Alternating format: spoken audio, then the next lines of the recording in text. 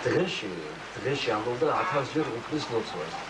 მე ძალიან მიკვირდა და როგორც უფროსი ძმა ხანდახან პირველ რიგში ხანში ვეკავები მე რო შევკავება. დავით იცი რას გეტყვიო 1000 კი არა ჩვენი წინაპრებია 5000 ამბობდა ლოცვასაო და მე რო ჩამოვალო ბეთანიიდან მაშინ აგიხსნა და გავიდა მოკლეხანი და ჩამოვიდა. უკვე შემოსული კაბოსანი მოჩილი იყო. და უკვე გადაწყვეტილი მაქვს რომ ბერად რო წავიდეო და მე ვთხარი რა არის გორის მითხარი ბერობა მე არ ვიცი არაფერი არ გამიგება. დეტალურად მომიყავყევათ ეს აი ადამიანის კაცი რომელიც გადის თავისი ოჯახიდან ირჩევს უფლის გზას ჭეშმარიტების ძიებაში არის და უფალთან ახლოს არის.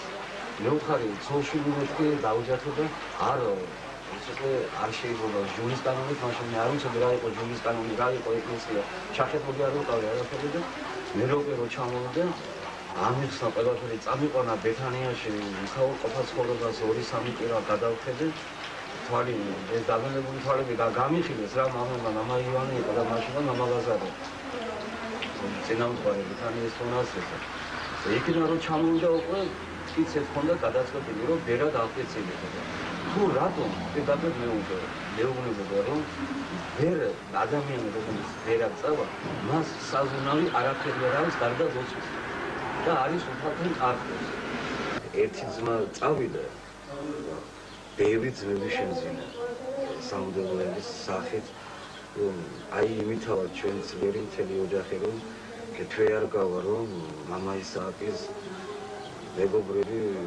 არ ჩამოვიდნენ შობილ დედას მურის შერო უთხრა არ გამაძლიერებდა მათი ლოცვით ესე იგი თითქოს ჩვენი ოჯახი მოვატყუდა და აი განსაკუთრებით მომავალი თავად ჩემი შვილების სახით თითქოს ძლიერდებიან და ეს რეგიონში უფლის ება იყო უთეულა ზმერთი ჩვენი ხოლმადე ათმარადის და უკვითი უკუნისამდე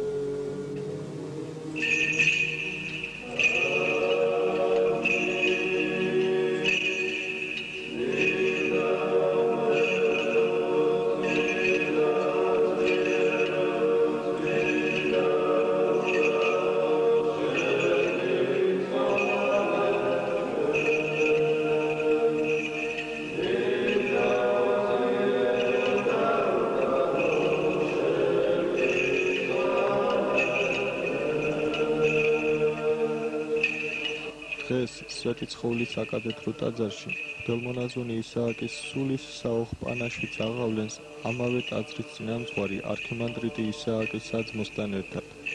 ეს სწორედ ის ნათელი კვალია, რომელიც სულკურთხეული მოძღვრი ცხოვრებიდან დარჩა არქიმანდრიტ ისააკს.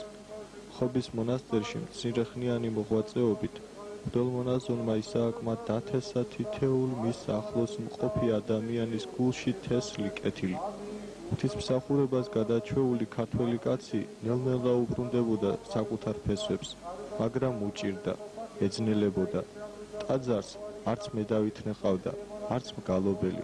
მოძღვარი მხოლოდ პარაკლისების ჩატარებითა და სხვა საზოგადო ღვთისმსახურებით იყო დაკავებული. მამა ისააკმა ღვთის განგებით 1991 წლის აღდგომა ღამეს სწირა. ამ დღეს მოძღვარმა ტაძარში მყოფი ყველა აზიარა. ქართველ კაცს კვლავ გაუთბა გული ქრისტეს რწმენითა და სიყვარულით.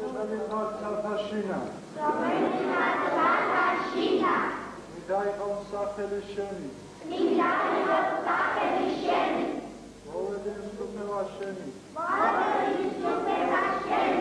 იყავნება შენი. ვითარცა ცათაშინა. ეგრეცა ქვეყანას აზრდა. ური ჩვენი აღსობისა. მომეთ ჩვენ დღეს. ამომიტევეთ თანადადებული ჩვენი. ვითარცა ჩვენ მიუტევეთ თანამდებთა მათ ჩვენთან. ანუ შემიყვანეთ ჩვენ განსაცდელსა.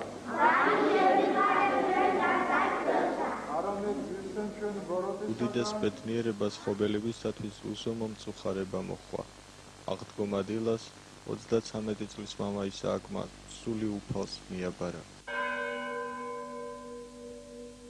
რომელი ცხოველთა და მკვდართა აღდგომას ქრისტემ მან ჭეშმარიტმა ღმერთმან ჩვენმან მეუხებით აყოლად უხრთნელისა დედისათვის ისათა წმინდათა დიდებულთა და ყოლადქებულთა მოციქულთა ღირსთა და ღმერთ შემოსილთა მამათა ჩვენთა და ყოველთა წმინდათათა სული ჩვენგან მიცვალებულისა მონისა შენისა დელმონოზონისა ისააკისა საყოფელსა მართალთასა და აწესნეს ძიაღთაშინ აბრაჰამის და განუსვენოს და ჩვენ შეგვიწყალნეს ვითარცა სახიერარს და გაცდა მოყვარე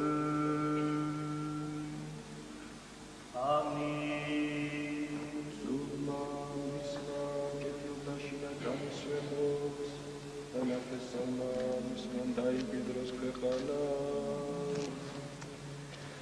სულმა მისმა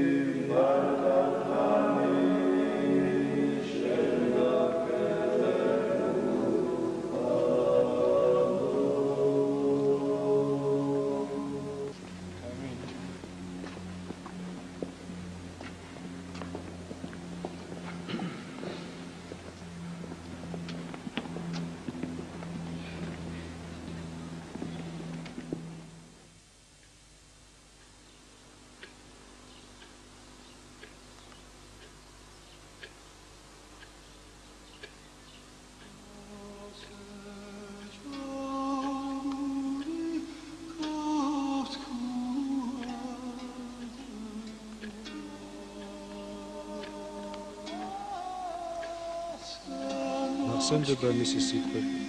ვინ იქნება ესეთი ნეტარი ბერი, ვინც ქრისტეს ასაკში აღესრულება და თან ბრწყინვალე შვიდეულში.